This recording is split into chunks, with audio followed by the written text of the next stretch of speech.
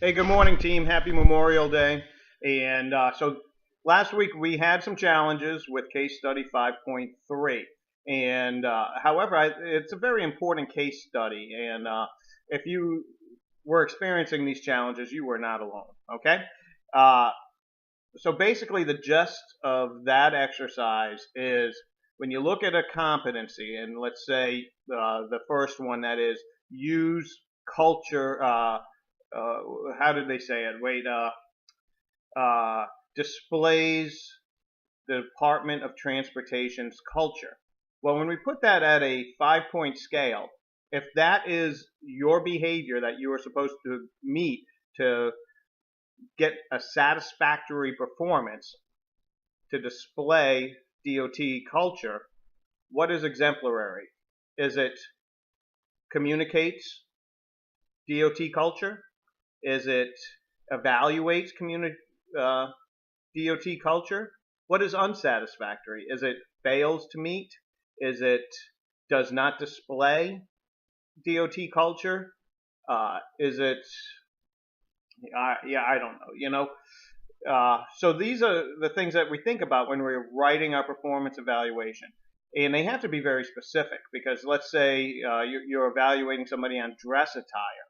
You know, uh, is that a factor? In DOT culture, is wearing a suit and tie part of the culture? Is, having open toe shoes, uh, is that allowed? These are things you have to think about. So if it says fails to meet DOT culture, would a sub bullet on that evaluation say that you failed to meet because of the following? Because you did not meet the dress code. You do not wear a tie, See, it gets very in depth. Why? Because now we're going into chapter 7 and chapter 8. Chapter 7 is about appealing. So, your performance evaluation. So, if an employee gets a mark he or she does not agree with, do they have the right to appeal? And what happens there? So that's chapter 7. Make sure you read it too, right? Because I think a lot of our problems or challenges was we didn't spend enough time reading the chapter. We jumped right into the case study. So make sure you read the chapter because it is important.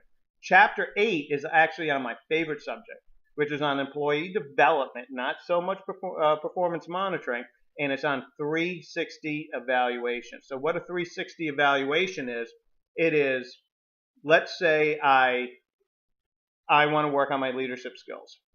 So we send what's called a 360 assessment to people I work with, work for, or people that work with me, and or. So we could get a mix. And there's series of questions that we could ask, like how is my communication styles? Am I approachable?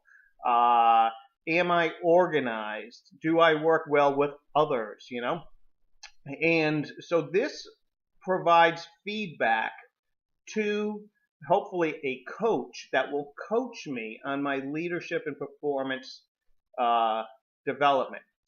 And this is really important. Now, this should not feed in my opinion, it should not feed into your performance evaluation. Some companies it does, and I don't agree with that because I think this should be for employee development.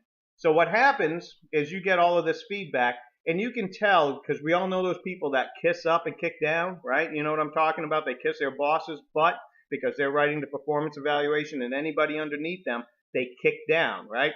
But if you get feedback from everybody up and down the spectrum there, hopefully you can assess how you are viewed within your organization and develop yourself based on that. So there's a case study and a discussion board on the 360. And yeah, the discussion board's light. The case study can be a little in depth. Take a look at that, right? And on chapter 7, there's a discussion board and a case study on appealing performance evaluations. We're moving along just fine.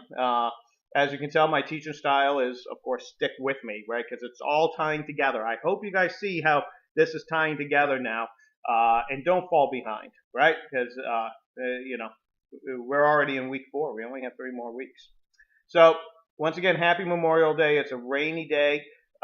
Take some time to remember somebody, you know, that gave the sacrifice, and I'm sure everybody has a family member. So anyways, enjoy your week. If you have any questions, feel free to contact me.